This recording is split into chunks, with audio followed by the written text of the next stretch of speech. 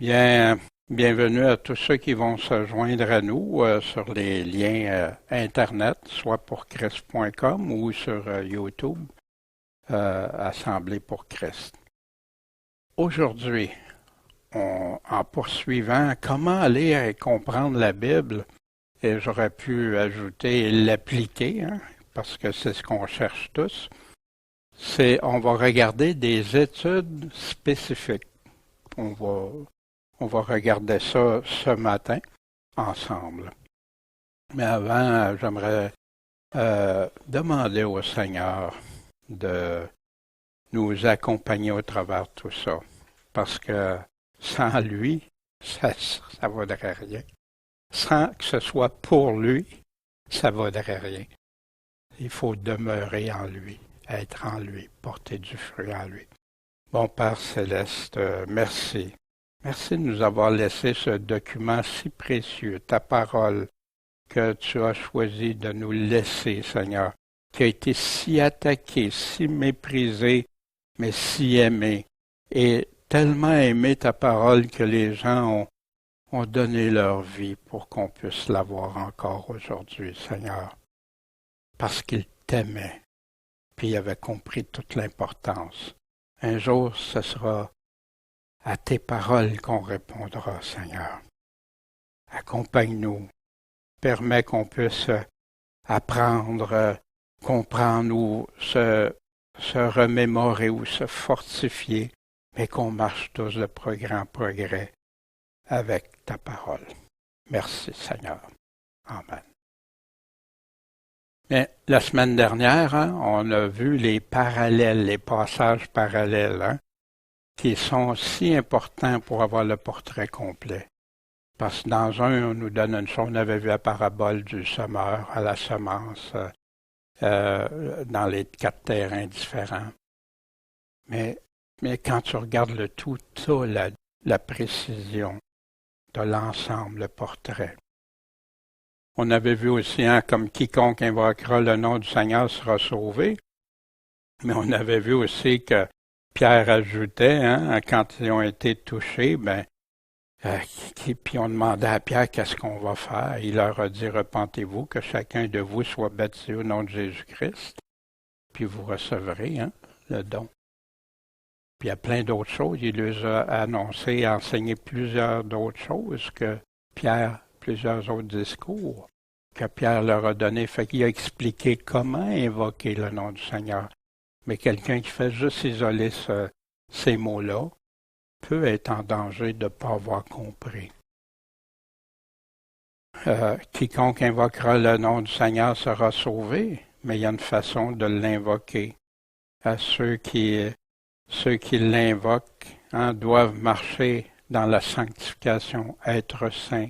Soyez saints car je suis saint. Quiconque invoquera le nom du Seigneur, qu'il se détourne de l'iniquité, etc., etc.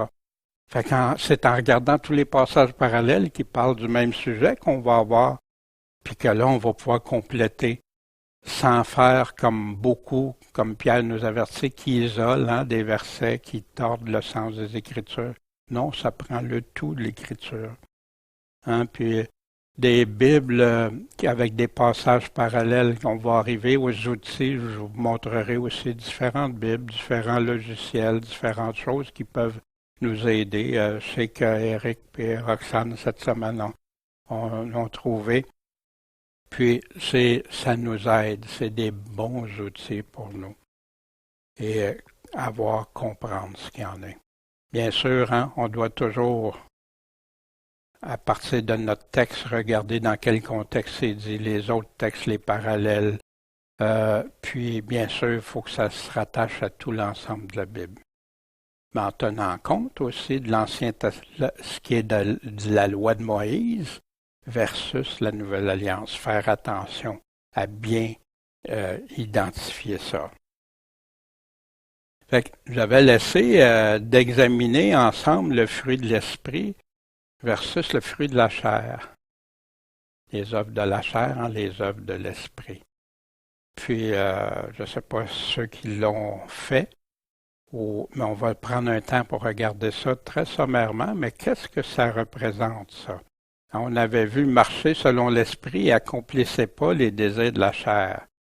Les désirs, la chair a des désirs contraires à l'esprit, puis l'esprit en a de contraires à la chair. Puis ces deux choses sont opposées l'une à l'autre de telle sorte que vous ne faites pas les choses que vous voudriez. Fait que là, il y en a qui utilisent ça, ben tu vois, c'est normal, je fais pas ce que je veux, tu sais, dans le fond. Mais voici ce que Paul est en train de dire.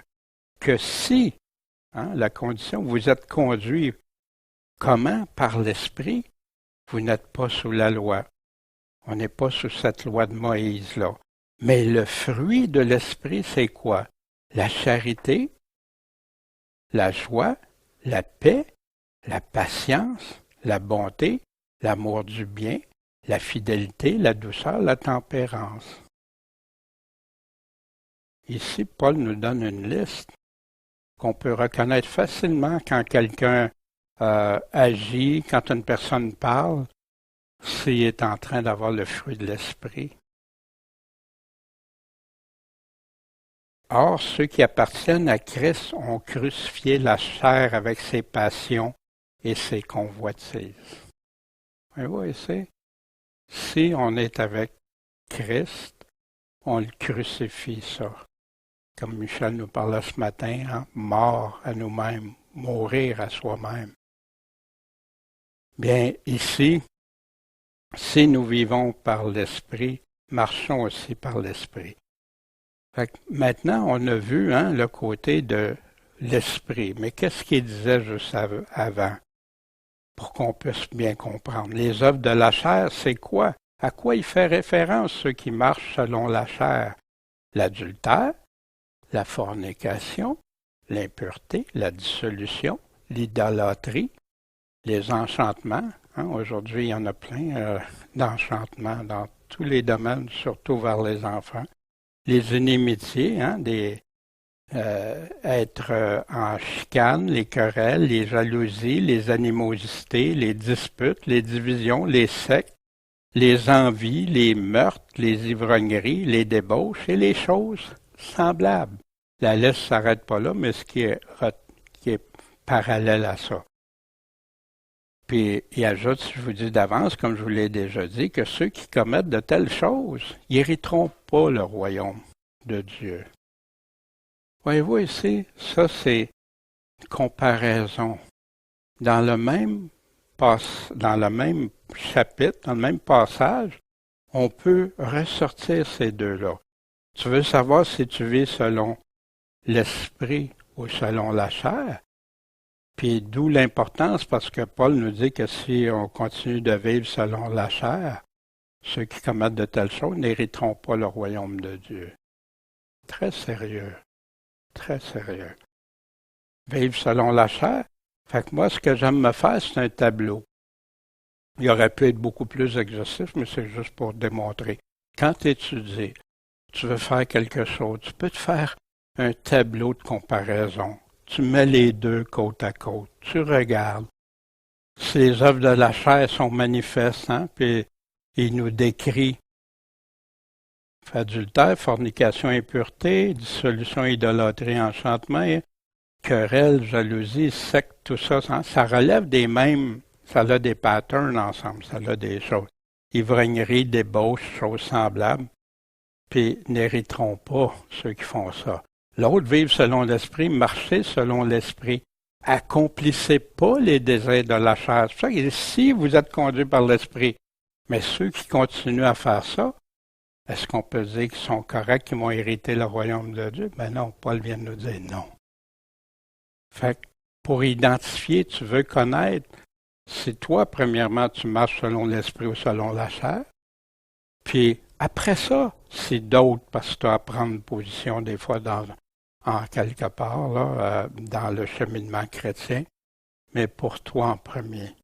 C'est toujours ça l'Écriture, toujours pour soi en premier. Puis, avec ça, je peux cocher, puis devant Dieu, puis être honnête. Puis si j'ai des choses qui relèvent de ça, ben de grâce, on doit s'en départir, s'en repentir, s'éloigner de ça pour pas subir les conséquences que Paul nous dit. Par contre, c'est le fruit, le produit de l'esprit, met de l'amour en toi, de la charité, mais la joie, la paix, mais de la patience, de la bonté, de la douceur. Patience, oui, parce que si tu es toujours impatient, il y a quelque chose qui va. C'est pas l'esprit qui te rend impatient. C'est nous-mêmes, c'est notre chair. La bonté. Souvent, j'ai vu malheureusement souvent dans les églises de la dureté. Les gens sont durs les uns envers les autres, ont des propos durs. C'est-tu le fruit de l'esprit? Tu le vois tout de suite, hein? La tempérance, la maîtrise de soi, se contrôler, pas se laisser aller dans tout, hein, c'est les séductions. L'amour du bien, c'est ça que ça fait l'esprit en moi, l'amour d'aimer le bien. Puis, hein, tempérance, qu'on a parlé, puis la fidélité. Est-ce que je suis fidèle? Est-ce que je suis fidèle envers Dieu, premièrement? Est-ce que je suis fidèle envers mon prochain, envers mon assemblée, envers tous? Puis ceux qui appartiennent à Christ, ils ont fait quoi? Ils ont crucifié la chair avec ses passions et ses convoitises. Fait que beaucoup se nomment chrétiens, se disent chrétiens, puis tout ça, mais ils vivent dans la colonne de gauche. Lumière rouge, c'est ça que Paul est en train de faire. Puis les comparaisons nous amènent. Qu'est-ce que je dois développer? C'est quoi le fruit de l'esprit?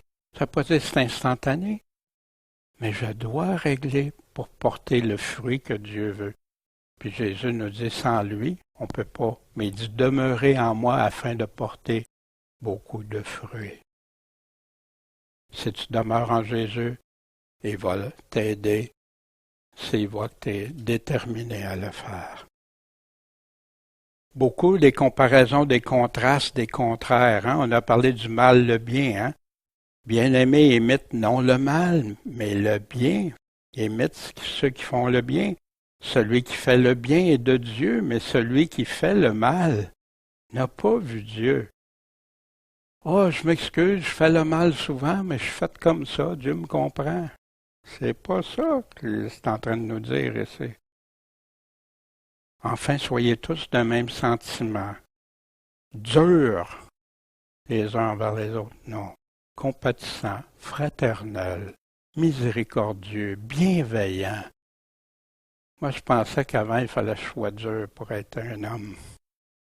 Mais après, j'ai dit non, pour être un homme, selon Dieu, il faut que je pile sur moi-même. Il faut que j'accepte plein d'affaires qu'avant, je n'aurais pas accepté, que j'aurais été sur le pied de guerre. Rendez pas le mal pour le mal, ni l'injure pour l'injure. Quelqu'un te pile sur un orteil, t'es pas, réplique pas un pilant sur l'orteil. Puis même des fois, il y en a qui font plus que piler sur l'orteil. Bénissant au contraire, c'est à ça que vous êtes appelés, afin que vous, dans quel but? Afin que vous héritiez quoi? La bénédiction.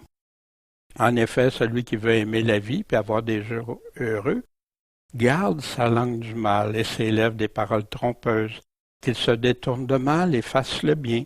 Oui, toujours les contrastes, les contraires. La parole nous parle beaucoup. Dans les proverbes, c'est rempli de contrastes, de contraires. Il te dit comment pour être bien, puis comment c'est pour le mal. Le bon, le méchant, le bien, le mal, tout est souvent mis en lumière. Puis, qu'il se détourne du mal, fait le bien, qu'il cherche quoi? La paix, puis la poursuive. Car les yeux du Seigneur sont sur qui? Sur les justes. Ses oreilles sont attentives à quoi? À leur prière. Mais la face du Seigneur est contre qui? Contre ceux qui font le mal. L'importance du bien et du mal, qui fait partie du fruit de l'esprit, de faire le bien, cherche le bien, aime le bien. Ici, craignez pas ceux qui veulent vous faire craindre et soyez pas troublés, hein? Quand même, on vous attaque. Savez-vous, quand Pierre a écrit cette lettre-là, pendant que Néron s'acharnait sur les chrétiens, en faisait brûler, en faisait... Pierre est en train de parler, quand tu connais le contexte historique de cette lettre-là, tu ne la lis pas de la même façon. Parce qu'il est en train de parler à des chrétiens ici, puis il leur dit, mais sanctifiez dans vos cœurs le Seigneur Dieu, soyez toujours prêts à vous défendre. À vous défendre comment? Avec douceur et respect auprès de tous ceux qui vous demandent raison de l'espérance qui est en vous. On ne voit pas de place de prêcher durement l'Évangile, d'être dur avec les autres, des accusations fortes, puis mépriser son prochain. Non, tu te dois par contre d'avertir, de dénoncer quand c'est des œuvres de ténèbres, que c'est des faux enseignements. Bien oui, mais tu ne le fais pas avec de la haine, tu ne le fais pas en méprisant les personnes, tu le fais en regardant à la vérité que Dieu nous a laissée. Ayant une bonne conscience, afin que ceux qui blâment votre conduite en Christ soient confondus dans ce qu'ils disent contre vous, comme si vous faisiez le mal, comme si vous étiez des malfaiteurs. Il vaut mieux souffrir si telle est la volonté de Dieu en faisant le bien qu'en faisant le mal, même en allant jusqu'à les se faire brûler, que Pierre est en train de parler à les chrétiens du moment. Comme il y a plein de chrétiens aujourd'hui qui souffrent le martyre parce qu'ils aiment le Seigneur, ils suivent le Seigneur. On parle aussi du mal, du bien, la lumière, les ténèbres. Hein? La cause de cette condamnation, c'est que la lumière est venue dans le monde et que les hommes ont mieux aimé les ténèbres que la lumière parce que leurs œuvres étaient mauvaises. C'est Jésus-Christ qui est venu nous donner la lumière, il est lui-même la lumière. Quiconque fait le mal haït la lumière et vient pas à la lumière de peur que ses œuvres soient reprises, qu'il y ait à se repentir, à être identifié comme tel, puis après ça le reconnaître, puis se repentir. Mais celui qui agit selon la vérité, lui ou elle vient à la lumière, afin que ses œuvres soient manifestées. Pourquoi? Parce qu'elles sont faites en Dieu. Il a compris, il marche selon l'esprit, il ne marche pas selon la chair. Prends donc garde que la lumière qui est en toi ne soit ténèbres, qu'on a dans Luc 11. Il faut faire attention. Seigneur, est-ce que j'ai des ténèbres en moi ou c'est ta lumière? J'avais parlé aussi d'un vrai chrétien puis un faux chrétien, hein? Dans 1 Jean, puis il nous parle qui sont les vrais chrétiens, puis qui est le faux chrétien. Encore là, le vrai, la semence de Dieu demeure en lui. Fait qu'il pêche pas. Ça ne veut pas dire qu'il ne chutera pas, mais il pêche pas, le péché ne domine pas sur lui, il ne vit pas dans le péché. S'il pêche, mais là, il y a un avocat auquel il peut aller le confesser, puis s'en repentir. Quiconque pratique pas la justice, n'aime pas son frère, n'est pas de Dieu. Je suis chrétien, mais parle-moi pas de lui ou d'elle, là. Non, là, ça marche pas. Mais ici, tu sais si c'est vrai ou faux chrétien. Quiconque est son frère est meurtrier. Oh, vous savez qu'aucun meurtrier n'a la vie éternelle demeurant en lui. Oh, puis il continue, puis il nous donne plein de choses. Puis, Dieu est celui auquel on va répondre, qu'on ait été sincère ou fait semblant. Tous. Mais ici, l'apôtre Jean nous donne plein de pistes pour reconnaître, il fait une comparaison. Ceux qui sont de Dieu, ceux qui sont enfants de Dieu, puis ceux qui ne le sont pas. Puis ça, il parle des gens qui sont même rassemblés ensemble. Puis ici, il nous parle, nous connaissons en ceci que nous aimons les enfants de Dieu, c'est que nous aimons Dieu et que nous gardons ses commandements. Fait que ceux qui disent que c'est du légalisme que de vouloir observer les commandements du Seigneur, tu veux être sauvé parce que tu obéis aux commandements, ben Jésus puis l'apôtre Jean le réitèrent, c'est ceux qui obéissent à mes commandements qui m'aiment, qui ont l'amour. Comment tu peux être sauvé sans aimer le Seigneur? ses commandements sont pas pénibles. Ceci est l'amour de Dieu, c'est que nous gardions ses commandements. Souvent, un texte contrastant opposé, c'est une méthode d'enseignement que Jésus a utilisée, puis ses apôtres, pour faire ressortir dans le texte. Hein? Ça ressort, là, regardons ça, c'est plus apparent, mais pas quand tu divises tout en morceaux détachés, quand tu regardes ce qui est dit avant, après, puis y a-tu des comparatifs ou dans d'autres lettres ailleurs. Ça nous amène à la réflexion. Les contraires peuvent servir à comprendre, puis à ôter toute confusion. Il y a un passage, moi, que j'avais déjà eu, hein, wow, Jésus qui dit, si quelqu'un vient à moi et ne hait pas haïr son père, sa mère, sa femme, ses enfants, ses frères, ses sœurs, et plus encore que ça, ta propre vie, il ne peut pas être mon disciple. Mais c'était pas que de ne pas abandonner ma vie, que si j'abandonne pas ma vie puis je vis pas pleinement pour lui, c'était plus le mot haïr qui venait me... Wow, Jésus nous dit d'aimer notre prochain, puis là, haïr. Mais quand tu regardes, parce qu'on a des passages parallèles, qui dit préférer, mais le mot haïr ici, puis aimer, préférer, qu'est-ce qui se passe? C'est un contraste, un mot si wow qui vient nous capter que ça fait le contraste. Comparé à ce que t'aimes ton père, ta mère, tout ça, ça a l'air comme de la haine comparé à l'amour pour moi. Wow, j'ai dit, Seigneur, j'ai dit, tu as utilisé ce mot-là, ça m'a fait réagir. Au début, tu sais, j'étais... Puis après ça, quand tu regardes, puis tu regardes les passages parallèles, puis tout ça. Parce que Jésus se serait jamais contredit lui-même. En partant de ça, aucun passage se contredit. C'est là que tu regardes. Parce que sinon, Jean se serait trompé quand il aurait dit « Quiconque est son frère est un meurtrier ». Jésus nous demandait-tu d'être un meurtrier pour préférer? Non, pas du tout. Vous savez qu'aucun meurtrier a la vie éternelle demeure en lui. Amis puis ennemis. Si vous m'aimez, gardez mes commandements dans Jean 14.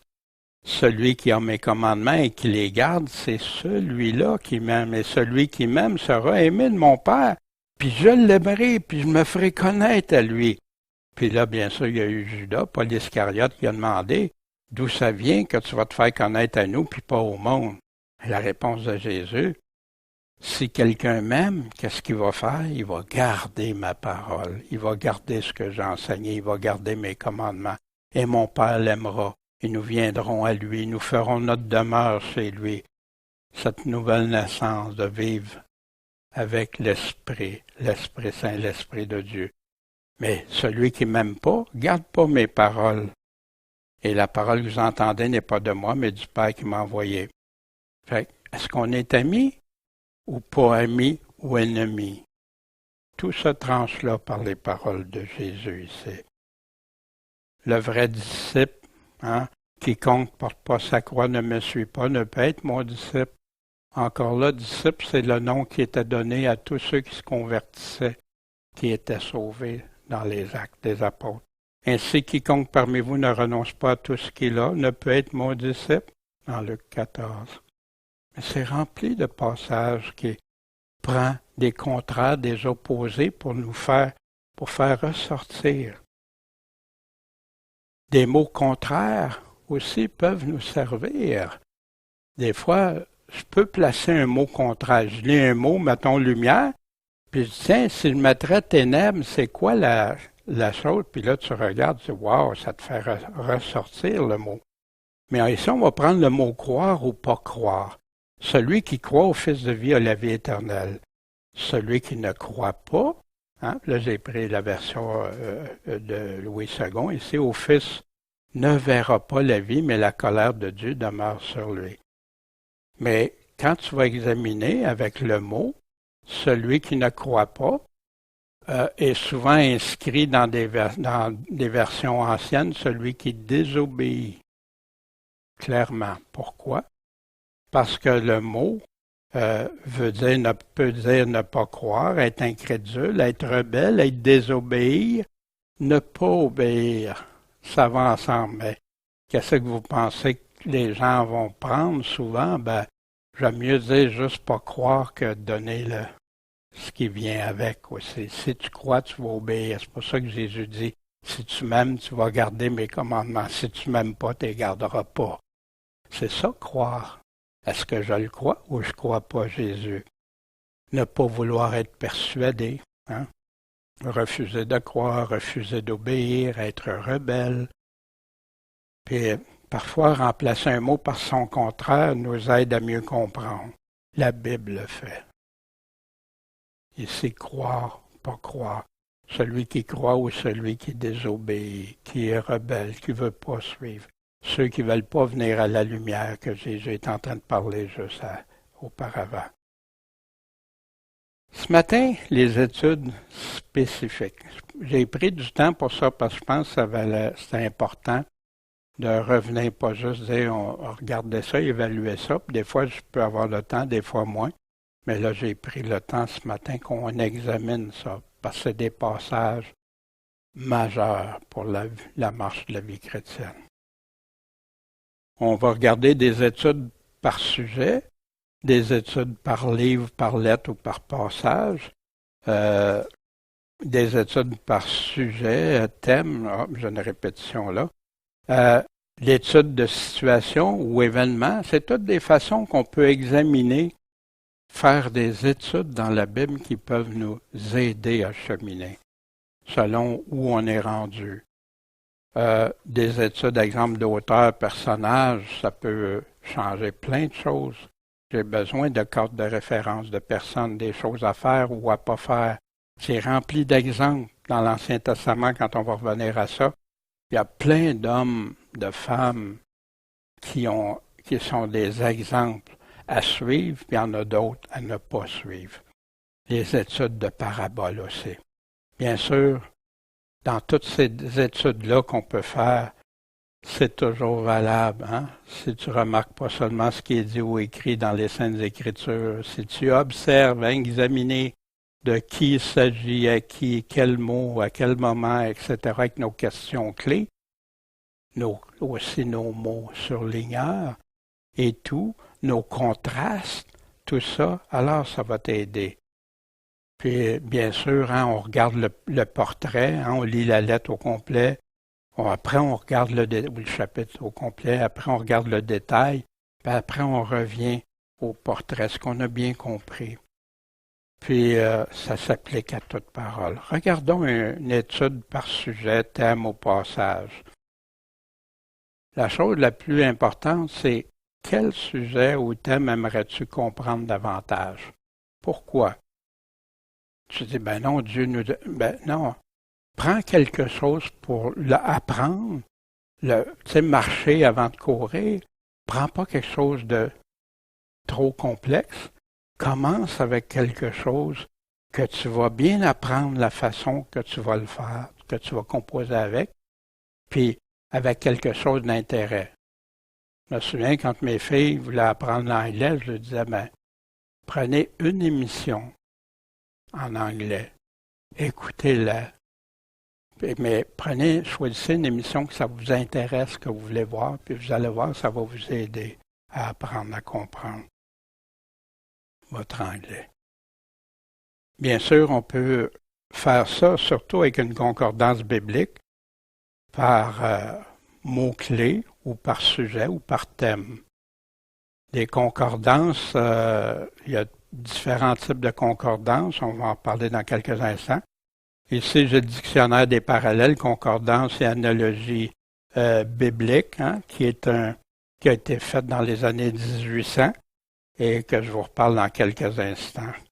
Et on peut commencer avec ça, puis rassembler tous les passages qui traitent du même sujet, du même thème.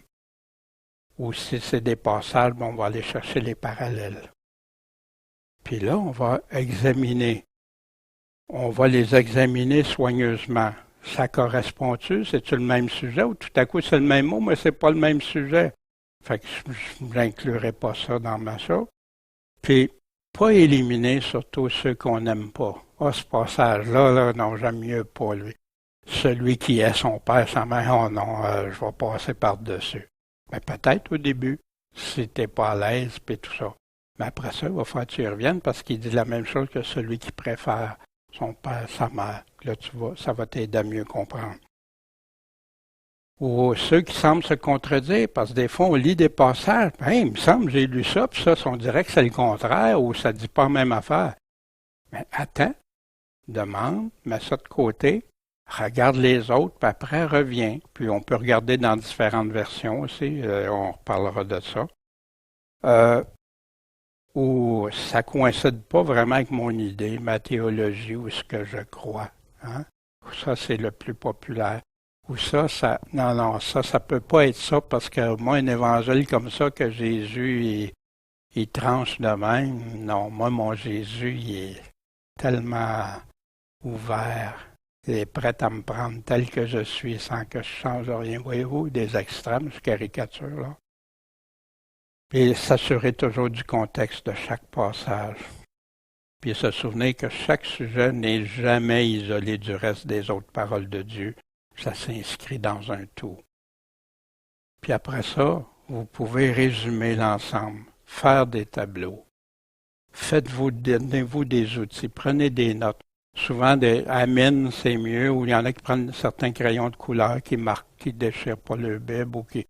Les crayons highlighter, c'est à éviter parce que ça passe souvent au travers la chose. Puis là, tu te ramasses avec les pages, c'est tout barbouillé partout. Il y en a des meilleurs que d'autres, il faut faire attention. Mais avec ça, tu vas avoir étudié ton sujet toi-même. C'est pas les autres qui vont t'avoir dit c'est ça, puis choisir juste quelques versets. Tu vas l'avoir fait, puis tu vas être content de l'avoir fait. Puis Seigneur, guide-moi, donne-moi la bonne sagesse de comprendre ce que tu veux de moi.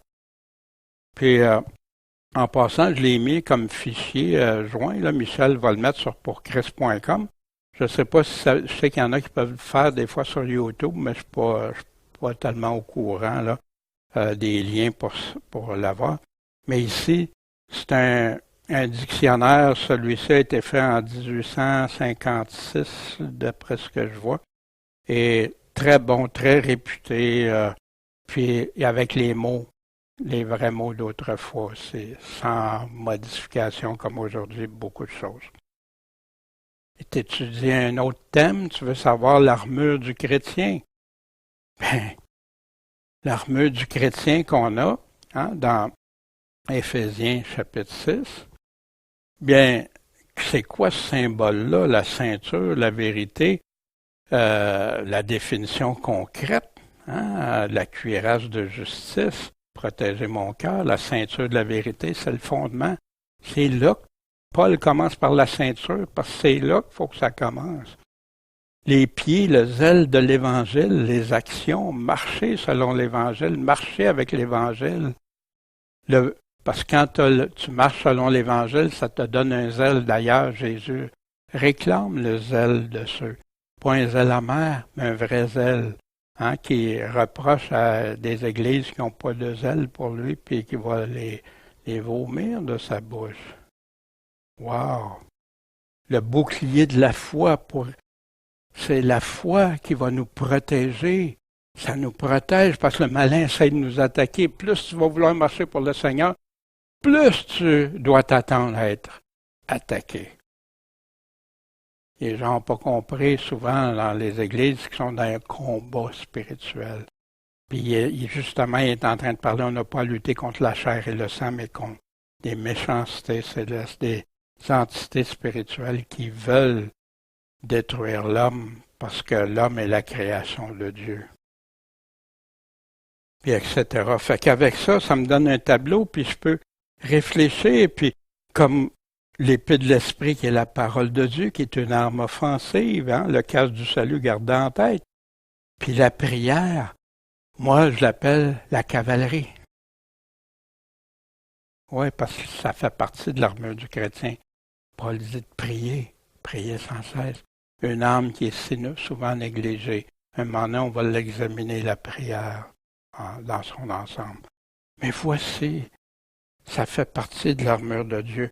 Tu peux te faire une parabole, une image. Paul a pris laquelle, celle d'un soldat romain, qui donnait des choses, mais fais-toi-en une toi-même. Si tu vas le garder, ça va être imprimé.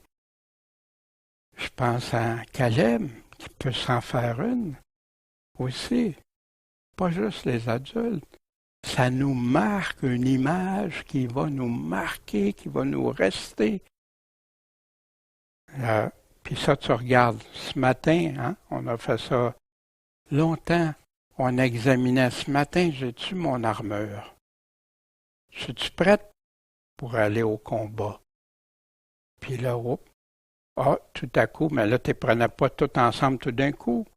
Tu en vérifiais une au début, après ça deux, après ça, tu en rajoutes, puis à la fin, tu as tes armes au complet. Exemple, une autre étude de sujet, de thème. Ça, c'est un exemple, les 7 églises. Mais quand tu lis attentivement, là, tu vois que Jésus se présente. Jésus dit qu'il connaît ces églises par leurs œuvres, qui les places où il les reprend, puis des conséquences que ces églises-là vont avoir s'ils ne corrigent pas. La repentance que Jésus demande, les exhortations à faire ce que Jésus demande, puis les promesses, mais seulement aux vainqueurs. Puis quelles sont? Mais ça, c'est un outil, vous pouvez vous en faire, ça vaut la peine. C'est pas le temps. Tu peux en prendre des très simples. Tu n'es pas obligé d'aller. Mais, puis ceux qui sont rendus plus loin, peuvent regarder ça, puis dire, OK, là, je veux comprendre. Puis s'il y a quelque chose, moi, je vois plus cet aspect-là. Mets-le, cet aspect-là. C'est ton outil. Mais assure-toi qu'il soit conforme à 100% avec ce que Jésus est en train de dire. Parce qu'on ne peut pas ajouter ou enlever ce que Jésus a dit. Des études par livre, par lettre, par épître. Mais la meilleure chose, de toute façon, avant d'arriver là, on va avoir fait d'autres études dans des sujets, des thèmes habituellement. Puis, en passant, quand vous étudiez un sujet, faites attention de ne pas faire comme si c'est plus rattaché à l'autre. Je l'ai glissé un mot, mais ça, c'est tellement important. Il y a de la théologie systématique, là. Ils font tous des compartiments. Fait que là, les gens sont plus capables de tout rassembler ça ensemble. C'est tout comme une pointe de tarte, puis ça, c'est tout. Non, mais ça va. Tu peux pas prendre cet aspect-là au détriment de l'autre, puis je vais mettre moi, j'aime ça, je crois ça, ça, je vais mettre ça tout en pratique. L'autre, non, ça me tente moins. Oui, ça, c'est un piège. Ça, c'est un piège qui fait que les gens pensent. Mais c'est pour rendre aux livres, les lettres, les épîtres, tu commences par les plus petits. Exemple, les lettres de Jean. Il y a 3 lettres. La plus courte, c'est la 3e. Tu as la 2e aussi qui est intéressante. Puis là, la première, bien sûr. Philémon, Jude, Jacques, Pierre, Tite, Thessaloniciens. Puis pour l'Ancien Testament, tu as tous les petits, ce qu'on appelle les petits prophètes. Petit, c'est parce que le livre est court. Au lieu de tomber dans Ésaïe ou dans Ézéchiel, puis là, wow, tu sais, commençant, on prend les choses. Le contexte, c'est qui l'auteur? À quelle date qu'il a écrit ça? Où ça s'est passé quand, ces affaires-là? C'était quoi les événements contemporains? Qu'est-ce qui se passait dans ce temps-là? Tantôt, on a parlé, dans ce temps-là, il arrivait ça, il y avait telle chose. Les mots, c'est ça que ça veut dire. Oui. Et qui était auditeur, ce qu'on a déjà vu, bien sûr, lire, relire, les écouter. Moi, j'aime lire, puis j'aime écouter. Les deux me parlent. Puis des fois, je saisis une affaire que j'avais pas lue, puis je l'écoute tout d'un coup. Je l'avais lu, mais sans m'arrêter dessus. Tout à coup, wow, ding, ding, justement, Eric en parlait ce matin aussi. Mais oups, ça nous pousse à quoi? Ben, à aller voir, à aller vérifier, puis tu utilises les deux. C'est des méthodes puis l'écouter, tu as souvent plus le survol, puis le lire, peux avoir plus de précision, de détails, prendre le temps de l'étudier. Bien sûr, on observe, on note, on cherche, qu'on a déjà parlé. C'est quoi vraiment le sujet qui est abordé dans cette lettre-là? Il peut y en avoir plusieurs, comme surtout un seul. Se faire une synthèse, résumer ce qu'on a appris, puis après on regarde notre résumé, ça marche-tu avec ce que j'ai lu ou j'ai écouté? Est-ce qu'il y a des liens avec les autres lettres, avec d'autres personnes? Paul, Timothée, Tite, Sylvain, c'est tout ensemble. Mais il y a des liens intéressants quand tu examines ça. Quels enseignements, quelle connaissance ou quelle validation, quelle vérité je trouve dans ça, quel ajustement pour ma vie. C'est des choses, hein? La Bible est là pour nous instruire, nous corriger, nous rendre accomplis pour l'œuvre de Dieu. Il faut faire attention aussi. On a parlé des mots-clés, j'attendais pour y revenir. Mais je vais vous montrer hein, la lettre survolée avec des mots-clés, mais choisis. Ça, c'est Éphésiens chapitre 1, mettons.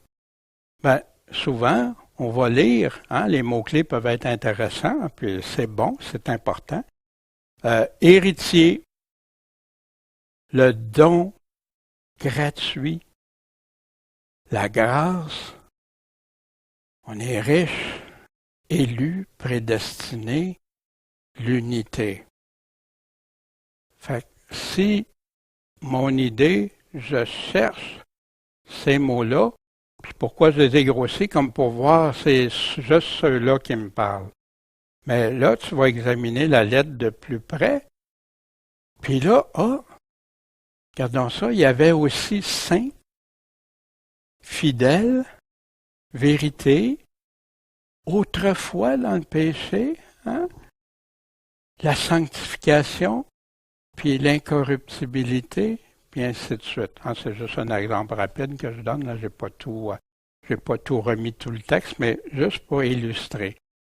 Fait que celui qui voit juste l'angle des choses qu'il veut entendre, l'autre qui veut voir juste ça, mais la Bible, c'est pas ça.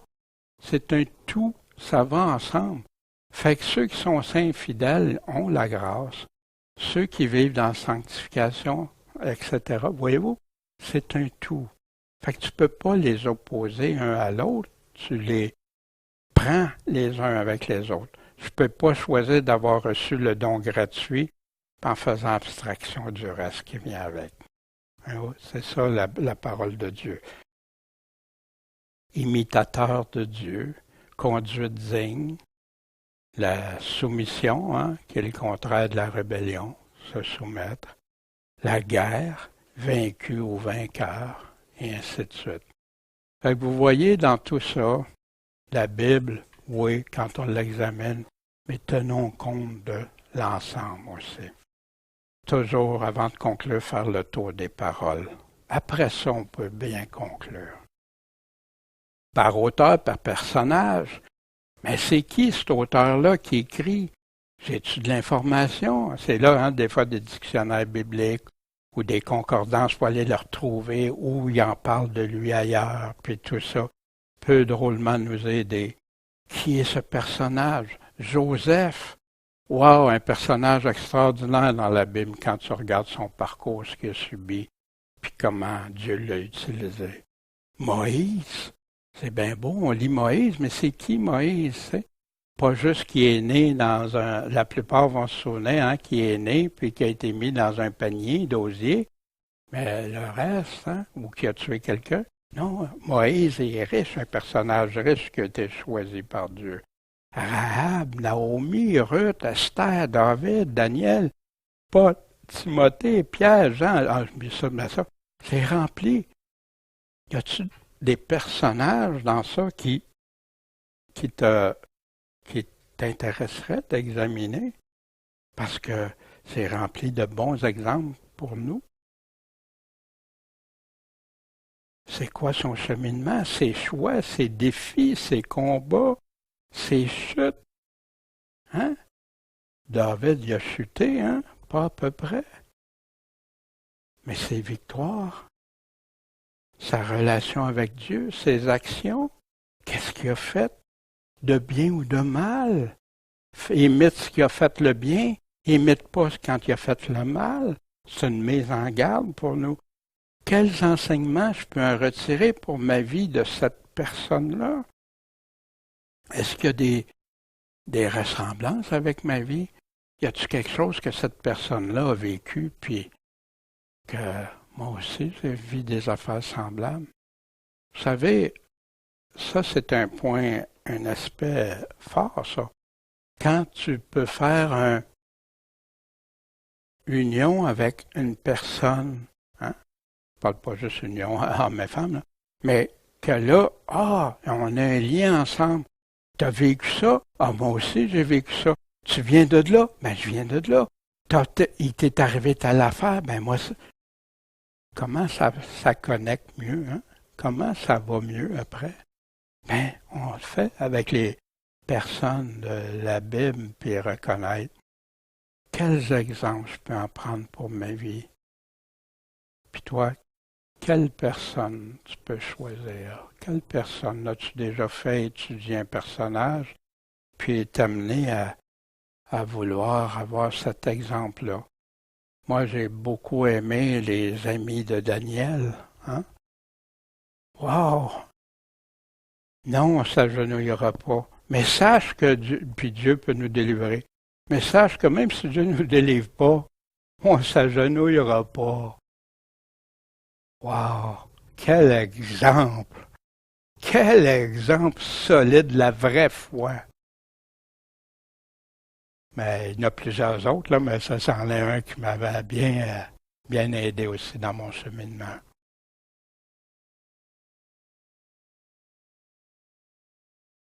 Ah oui, c'est ça. Vous savez, la majorité d'entre eux dans l'Ancien Testament, ils ne se connaissaient pas entre eux. Les livres sont écrits, hein, souvent, des fois ça peut être l'auteur même, des fois c'est quelqu'un d'autre qui l'a écrit. Mais ces personnes-là ne se connaissaient pas, la majorité. Adam, il n'a pas connu Noé. Noé n'a pas connu, etc. Hein, s'ensuit. Il y en a quelques-uns qui sont connus dans le temps de Daniel, Ézéchiel, puis Jérémie, tout ça. Mais c'est des exceptions. Mais ils ont vécu leur foi seuls, souvent avec Dieu. Ils ont eu à vivre comme nous, on a à vivre. Puis ils ont fait des choix. Des fois des bons choix, des fois des mauvais choix. Mais ces personnes-là ont dû marcher avec Dieu. Puis c'est intéressant à s'en souvenir parce que des fois, c'est facile, lui. Non. Il ne savait pas ce que l'autre souvent avait vécu ou que l'autre après était pour vivre. Il vivait avec Dieu. Des situations, des études par situation, par événement. Par exemple, on prend la tentation de Jésus-Christ au désert, hein, quand il a été amené pour être tenté par le diable. Puis il a jeûné 40 jours, 40 nuits, il avait faim. Puis le tentateur lui dit, si tu es le Fils de Dieu, hein, que ces pierres deviennent des pains. Le malin, il aime ça mettre des doutes. Il aime ça arriver avec quelque chose qui va nous... Hey, t'es au plus vulnérable, t'as-tu faim? Hey, puis tu sais que tu pourrais dire aux pierres, mais on n'a pas ça ce pouvoir, mais lui, il pouvait le faire. Si tu es fils de Dieu, hein, le doute. Mais Jésus répondit, il est écrit, l'homme ne vivra pas de pain seulement, mais de toute parole qui sort de la bouche de Dieu. Puis après ça, il l'a emmené sur les hauteurs, lui dit, si tu es fils de Dieu, jette-toi en bas, parce qu'il est écrit qu'il va ordonner à ses anges de prendre soin de toi, puis qu'ils vont te soutenir, hein, de peur que tu te fasses mal, en quelque part. Je paraphrase, bien sûr. Jésus lui dit, il est aussi écrit. Parce que là, le malin se sert d'un passage. Voyez-vous? Mais lui, il s'en sert pourquoi? Puis comme il y a plein de faux prédicateurs, il y a plein de gens qui vont se servir des passages pour amener ailleurs. Mais ici, Jésus, il ramène à l'ordre. Il est aussi écrit. Fait que ça veut dire quoi? Tu ne peux pas prendre un verset au détriment de l'autre. Ça va ensemble. Il est aussi écrit. Tu ne tenteras pas le Seigneur ton Dieu. Puis là, après, il dit, je vais te donner toutes ces choses si tu te prosternes et tu m'adores. Arrière de moi, Satan, car il est écrit, tu adoreras le Seigneur ton Dieu, tu le serviras lui seul. Puis là, le diable l'a laissé. Quand tu fais une étude d'événements comme ça, de situations, qu'est-ce que cette situation peut me montrer? Qu'est-ce que je peux apprendre de ça? Pas juste lire ça puis ça reste là. Non, moi, qu'est-ce que je peux apprendre de ça? Comment ça se déroule? Qu'est-ce qui est arrivé? Ça m'amène à réfléchir. Comment il a commencé le malin? Comment il s'y est pris? Comment que ça s'en va? Y a-t-il d'autres situations similaires ailleurs dans la parole de Dieu? Ou des situations où, parce que Jésus a été, il l'a laissé pour là, mais il est revenu à la charge. Il est revenu à la charge, la Bible nous parle. Quelle conclusion je peux tirer de ce que je viens d'étudier, de lire? On ne prend pas le temps de tout l'étudier en détail, vous, bien sûr. Mais vous pouvez le faire comme vous voulez, quand vous le voulez. Qu'est-ce que je peux en retenir pour appliquer dans ma vie? Une leçon, un exemple. Ben moi, c'est sûr, là, une des premières leçons, comme Jésus, je peux, quand je me sens attaqué ou tenté ou exposé, il est écrit. Qu'est-ce qui est écrit? Quand le malin essaye de me piéger dans une de ces trois façons-là, hein? Ben ouais, regarde, t'as faim au bout, là, t'as pas mangé depuis une couple de jours. Puis regarde, là, tu pourrais juste étirer le bras puis t'aurais quelque chose à manger. Mais tu le voles. Ah, ben ouais, c'est justifié. Ben, c'est pas ce que Jésus est en train de dire. Si tu es, hein, Dieu va te protéger. Il y en a qui sont fanfarons et ça roule vite. Dieu le promet-tu de les protéger? Non? Il est aussi écrit que tu dois respecter ce que les autorités ont mis en place, puis etc. Puis, écoute, j'aurais juste à mettre Dieu de côté, là, pas l'adorer de tout mon cœur, l'aimer de tout mon cœur, le suivre, puis tout ça. J'ai juste à mettre ça un peu de côté, tu sais, puis je le sais, je vais avoir plein d'affaires, là. Il y a plein d'affaires que je peux obtenir. Il y en a qui écrasent leur conscience pour ça. C'est pour ça qu'il y a beaucoup de fraudeurs, de toutes sortes de gens qui abusent des autres. Et il y a l'étude des paraboles. Une parabole qui est une image, une comparaison, tout simplement. C'est une méthode d'enseignement choisie puis grandement utilisée par Jésus, puis par la suite par ses apôtres. Hein, il leur dit plusieurs choses par des similitudes, hein, des choses semblables, des paraboles, des images. Et ça sert à illustrer un point crucial. Quand Jésus prend une image, un arbre, hein, un figuier, il peut prendre du levain, il peut prendre différentes choses. C'est pour amener à comprendre quelque chose. Puis faire attention, pas faire comme Augustin qui a ouvert la porte à toutes sortes de théories, qui avait décrit la parabole du bon samaritain, comme on a déjà vu, puis qui donnait toutes sortes d'attributions au texte que Jésus n'avait jamais dit, qui déformait totalement ce que Jésus avait dit. Mais Jésus, puis alors que la parabole du bon samaritain, c'était pas illustrer un point crucial, qui est mon prochain? Répondre à ça. Puis nous autres, hein, de faire comme le Samaritain, qui était un des plus méprisés, puis qui a aidé son prochain. À illustrer un principe, un commandement, un avertissement, une promesse ou un encouragement. les images utilisées dans la parabole ne servent qu'à compléter le tableau dans le sujet de quoi il est en train de parler. Ça demeure à l'interne de la parabole. Si je veux prendre, exemple, les noces, je prends deux choses qui parlent des noces, mais il faut que je regarde, ils parlent-tu de la même chose? Ils sont en train de parler du même sujet? Il y en a qui mélangent ça. Ah, ils parlent des noces, fait que tout de suite, c'est automatique, c'est ça. Non, le levain, la même affaire? Non, parce qu'ils parlent du levain négativement, puis ils parlent du levain constructivement. Les deux sont là. Fait que qu'est-ce que je fais si je mélange tout ça, puis ça peut amener à des drôles de doctrines. Le blé, la semence, le blé, l'ivraie, etc. Fait qu'on doit faire attention. Oui, il y en a qui se répètent, puis on va les identifier, Jésus le fait lui-même. Jésus donne toujours la signification, soit dans le passage, soit avant, soit après, en conclusion, dans une parabole, puis il continue dans l'autre, ou tu le trouves en parallèle ailleurs, à moins que ce soit une parabole, comme exemple le bon samaritain, mais c'est si clair que tu n'as pas besoin d'aller comparer si tu veux vraiment chercher ce que ça veut dire. Puis, toujours vérifier s'il y a des passages parallèles, puis tenir compte des pressions supplémentaires, comme on a fait avec la parabole du sommeur, les 4 terrains. Puis, amener ça au concret, à l'applicable.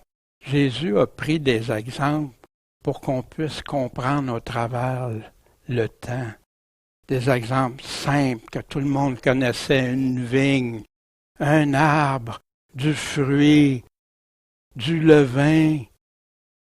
Tout ça, tout est simple, mais il y avait des choses que les gens ne comprenaient pas. On va y revenir, puis on va voir pourquoi. Les us et coutumes, Ben oui, dans ce temps-là, c'était ça. Qu'est-ce que ça voulait dire aussi? Dans ce temps-là, tu vas voir, mais ça prend des outils fiables, des bonnes références. L'étude des paraboles, Jésus il lui parlait par parabole, que celui qui a des oreilles pour entendre. Les disciples, pourquoi tu lui parles en parabole? Parce qu'il vous a été donné de connaître les mystères du royaume. Mais eux autres, ça leur a pas été donné. Car on donnera à celui qui a, puis il y en aura encore plus. Mais celui qui n'a pas, on va lui-même lui ôter ce qu'il a. Puis c'est à cause de ça que je parle en similitude, parce qu'en voyant, ils ne voient pas. Qu'en entendant, ils n'entendent et ne comprennent pas. Ainsi s'accomplit la prophétie d'Ésaïe qui dit « Vous entendrez de vos oreilles et vous ne comprendrez pas. En voyant, vous verrez et vous discernerez pas. » Mais là, il va donner le pourquoi. Pourquoi que ça arrive. Il y en a qui disent « c'est Dieu qui veut les empêcher. » Non, attends, regardons ce que la Bible nous dit ici. « Car le cœur de ce peuple est appesanti. Il est lourd. Ils entendent dur de leurs oreilles. Ils ont fermé. » C'est qui? C'est qui a appesanti son cœur? C'est les personnes. Qui entendent dur d'oreille? C'est eux. Qui ont fermé les yeux de peur qui voient de leurs yeux, puis qui entendent de leurs oreilles, qui comprennent du cœur, puis qui se convertissent, puis que je les guérisse? C'est eux qui ont fait le choix. Puis ça arrive, ça. Il y a des chrétiens, des fois, tu veux leur parler d'une parabole, d'une affaire. C'est comme trop, là. Non, je m'excuse, mais c'est complètement incompréhensible. J'entendais des prédicateurs, ils disent « Ouais, Mathieu, c'est plein de paraboles, là, incompréhensibles. » Pardon, t'es prédicateur. Mais dans quelle catégorie tu fais de ceux de Dieu que ça vous est donné, puis celui qui en a, vous allez en avoir encore plus? Ou celui qui croit qu'il a, puis que ça va lui être enlevé. Wow! J'en reviens pas pourquoi je parle de ça, parce que je trouve ça dommageable pour des chrétiens. Ben, si lui, il comprend pas, c'est bien sûr que nous autres, on comprendra pas. La Bible, c'est tellement compliqué, ce qu'on nous a répété si souvent. Mais la Bible, quand tu le lis simplement, La majorité des choses sont simples. Mais des fois, il y a des textes plus difficiles, c'est ceux-là qu'on étudie. Puis là, le pourquoi, comment l'étudier, comment l'aller, c'est pour avoir des outils pour aller vérifier. Parce que comme le tourne-disque qu'on a entendu où on a cru des affaires si longtemps, si souvent, puis là, quand tu t'examines, tu dis « wow », tu sais. Fait que, puis Jésus dit à ses disciples à la fin, avez-vous compris toutes ces choses? Il lui répondait, oui, Seigneur. C'est ça qu'un chrétien doit arriver. Puis beaucoup de paraboles, Jésus les explique. J'aime bien ça, surtout quand les disciples, hey, explique-nous-les, dis-nous-les. Juste dans Matthieu 13, dans la parabole du semeur, si vous ne comprenez pas celle-là, comment vous allez comprendre les autres? La bonne semence est livrée, hein, qu'on applique à l'Église, mais le champ, c'est le monde. C'est ça que Jésus dit. Le grain de moutarde, hein, tout petit, puis ça grandit ou tu s'énerve dépendamment. Le levain, hein, un peu de, puis le trésor caché, c'est caché, mais tu vas prêt à tout pour le trouver, le chercher. La perle de grand prix, le grand filet et le treillage de la fin du monde. Un royaume, c'est comme un père qui sort de son trésor des choses nouvelles et anciennes. Le serviteur ingrat, hein, que Dieu y avait accordé sa grâce, le roi y avait accordé sa grâce pour ses 10 000 talents qu'il devait, puis qu'après ça, il a été dur envers l'autre qui y devait quelque chose. Mais il a perdu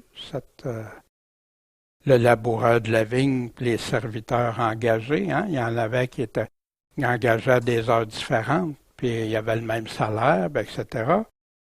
2 fils, un qui dit oui, oui, oui, mais non, j'y vais pas, je le fais pas. Puis l'autre qui dit non, non au début, mais oui, Seigneur, je vais y aller. La vigne, les vignerons, hein, qui ont tué le fils, même. Sans habit de noces. Qu'est-ce que tu fais ici, sans habit de noces? Les 10 vierges, les talents remis, hein? Puis les boucs et les brebis. Tout ça, c'est dans Matthieu, un seul chapitre 13. Mais il y en a plein. T'en as une couple dans Marc, t'en as plusieurs dans Luc, puis dans Jean aussi, t'en as, mais moins aussi.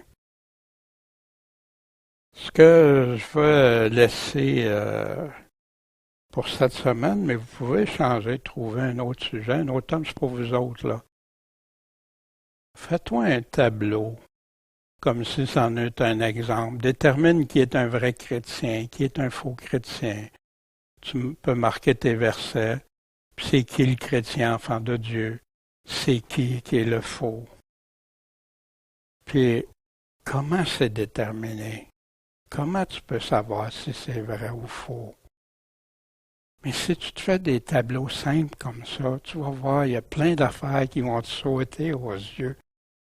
Puis tu vas faire ta synthèse, ça te force à faire ta synthèse, ton résumé. Puis je vous le dis, si vous appliquez ces choses qu'on voit, vous allez connaître mieux que beaucoup, je dis pas toutes, parce qu'il y a des bons pasteurs formés, il y a des gens qui c'est la parole de Dieu qui maîtrisent, puis c'est ça qu'ils veulent. Puis amen, puis prions qu'il y en ait de ça. Parce que malheureusement, ça s'égare beaucoup avec plein de livres, plein de théologie, mais qui ne vient plus à la même chose que le Seigneur dit. Mais si vous appliquez ces choses-là, vous allez mieux connaître que beaucoup qui ont été formés dans certains collèges bibliques ou instituts ou centres de théologie, puis qu'on leur a appris à lire les livres de théologie encore plus que la Bible. Parce que vous allez rester attaché. Tu as peu de force, mais tu as gardé ma parole. Ma parole, la parole de Dieu. Fait que je vous invite à faire ça ici. Il y a un Jean, mais il y a d'autres passages qui en parlent. Il y a d'autres livres qui en parlent de ça. Puis ça vaut la peine, je vous le disais, après ça, tu vas être affermi, tu vas regarder, ben moi, dans quelle catégorie je suis? Oui, je vais être dans celle-là, c'est ça. Seigneur, il me manque quelque chose, s'il vous plaît, Hein? Je veux me sortir de ça. Je veux vivre comme tu veux que je vive. Je veux être un vrai chrétien. Je veux pas arriver devant toi et que tu me dises, Daniel, hey, je m'en vais avec les brebis. Non, Daniel, avec les boucs. Comment ça? Ben, regarde, pourtant, je vous ai tout donné pour le savoir c'est qui est vrai, qui est faux. Mais c'est comme ça dans plein de sujets, plein d'autres choses. Des promesses, oui, mais avec les conditions qui viennent avec. Ce qu'on doit faire. En tout cas, puis je pense que vous être très béni de le faire. Ou d'autres sujets. Faites-le, habituez-vous. Ça vaut la peine. Tu ne veux pas le faire tout d'un coup, réfléchis. Une journée, tu peux faire ton tableau. Une autre journée, tu commences à... Tu t'organises selon ton temps. Mais dites-vous une affaire. Plus qu'on investit dans notre temps pour le Seigneur, plus Dieu, c'est agréable à Dieu. Puis Dieu n'oublie jamais ces choses-là. Puis faites toujours attention, hein, à mettre le focus juste sur un arbre, puis voir le reste de la forêt. Puis ceux qui sont aguerris avec la parole de Dieu vont être capables de distinguer. Ça, des fois, ça peut prendre plusieurs années, dépendamment des personnes et tout, que tu puisses voir l'arbre, puis tu puisses voir la forêt aussi. Il y en a qui peuvent voir juste la forêt, ils ont de la misère à aller voir juste un arbre. Il y en a d'autres qui voient juste un arbre, puis ils ont de la misère à voir la forêt. C'est un tout, ça vient ensemble. Bien, que le Seigneur vous bénisse dans tout ça, puis je suis content quand j'entends comme ce matin que vous mettez ces choses en pratique, vous le vivez, c'est une bénédiction, puis j'encourage tous ceux qui nous écoutent aussi. C'est pas du temps perdu, loin de là. Mais attends-toi que ça va peut-être aussi t'ébranler des fois dans certaines choses, mais pour t'amener à la foi qui vient de ce qu'on entend, puis ce qu'on entend vient de la parole de Dieu, et non pas vient des hommes, mais des hommes qui ont été choisis par Dieu, commençant par Jésus-Christ, son propre Fils, puis ses apôtres qu'il a choisis lui-même, qui nous ont laissé ça par écrit.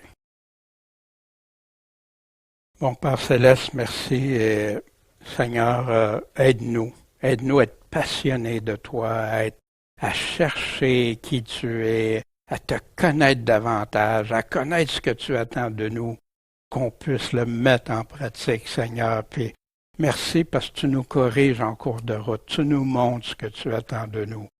Puis béni sois-tu, bénis ceux qui écoutent, qui mettent en pratique les choses de ta parole, sans jamais oublier que tu nous as écrit dans la simplicité, mais parfois quand on regarde juste à la simplicité sans réfléchir, ben c'est là que les choses peuvent aller dans mauvaise orientation. Fait qu'on veut mettre tes paroles les comprendre dans ta simplicité, mais en se posant les bonnes questions que toi tu nous as laissées dans ton évangile. En ton saint nom Jésus-Christ. Amen.